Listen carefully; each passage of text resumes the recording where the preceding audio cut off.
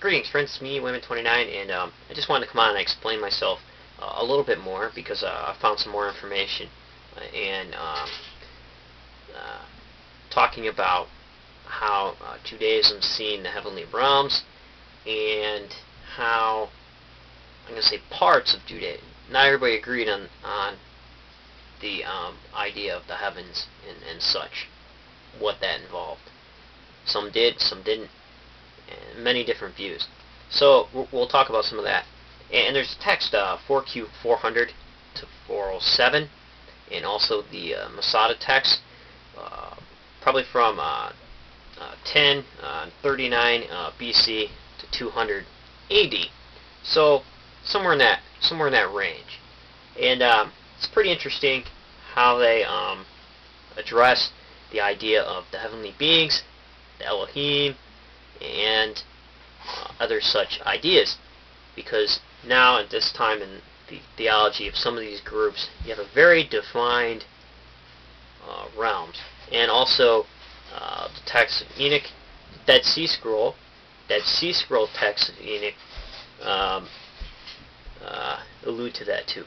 He travels places and whatnot. So this all ties in with my other video talking about the Heavenly Council and such ideas. So we're going to get complete Dead Sea Scrolls by Geezer Vermes, awesome Bible scholar, and 329.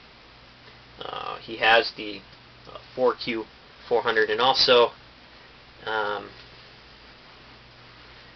me see here, Dead Sea Scrolls, a new translation by Michael Wise.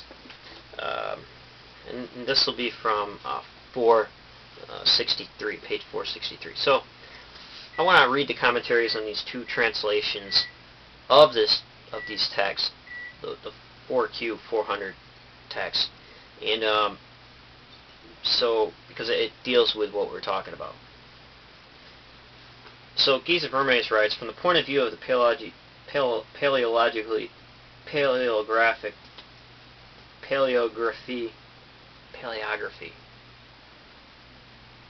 all the manuscripts are dated to the 1st century BCE, with the exception of the Masada fragment, which belongs to the first half of the 1st century. Songs contain angelic praises of God assigned to the first 13 Sabbath, i.e. the first quarter of the solar year.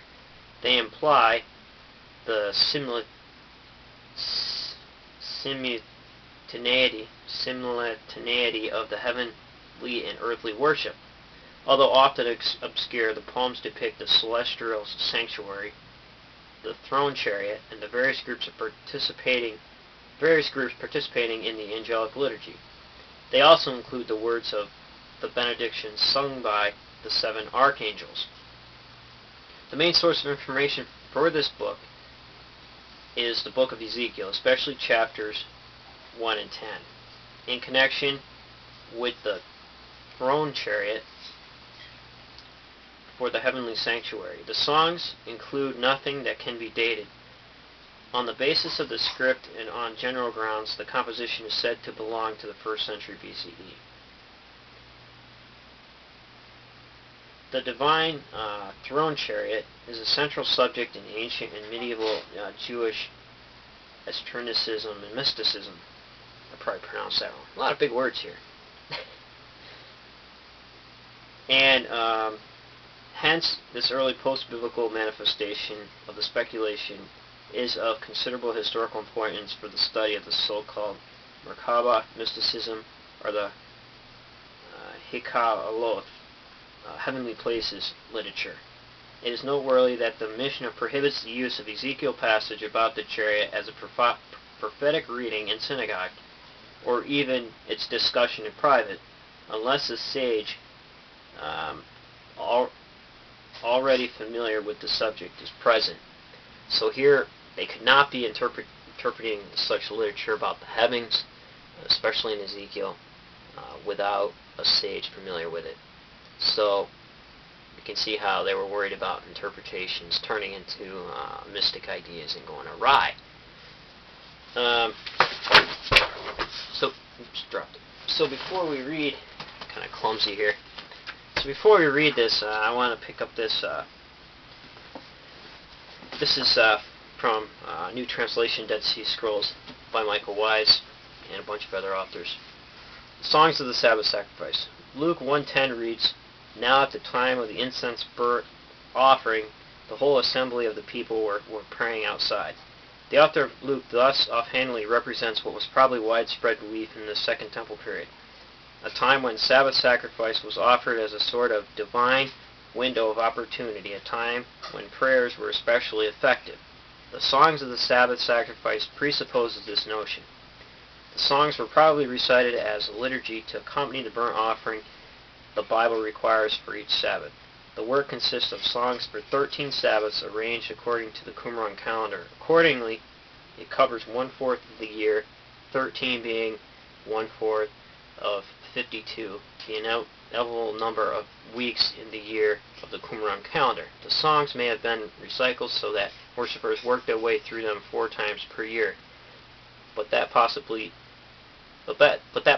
remains uncertain, except for the third parts of all the Sabbath songs are clearly identifiable in one or more of the damaged manuscripts that has survived.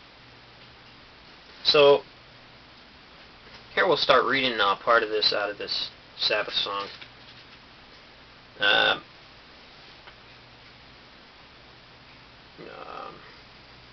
Here's something on Paul, which I was talking about before, further suggesting that songs circulated in the among Jewish Christians is a conundrum of the Colossian heresy. The letter to Paul to the church of the Colossians describes what some scholars have considered to be Gnosticism. Precisely what was the deviation from Pauline teaching cannot be discerned, for Paul mentions only certain incidental facts. He naturally presupposes that the recipients are familiar with their own situation. We do not know that the heresy involved matters of food and drink, observing festivals, new moons, and Sabbath. Judging from the elements listed, many scholars have concluded that the Colossian, as elsewhere, the Pauline gospel faced the challenge of Jewish Christians who had a different idea of what it meant to be Christians. With that said, we can turn to Colossians 2:18.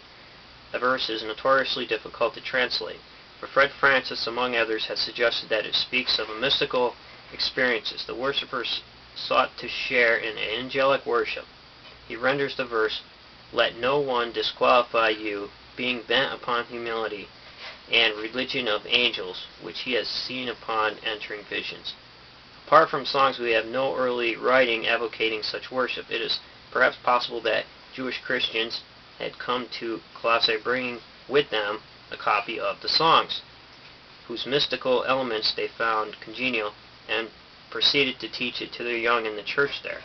Certainly songs, which probably dates to the 1st century BCE, is more ancient than Paul's letter to the Colossians.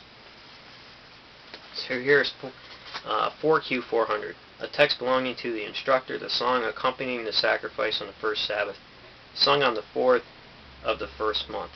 Praise the God of 4 dots. 4 dots in this text was used as the letters of the divine name.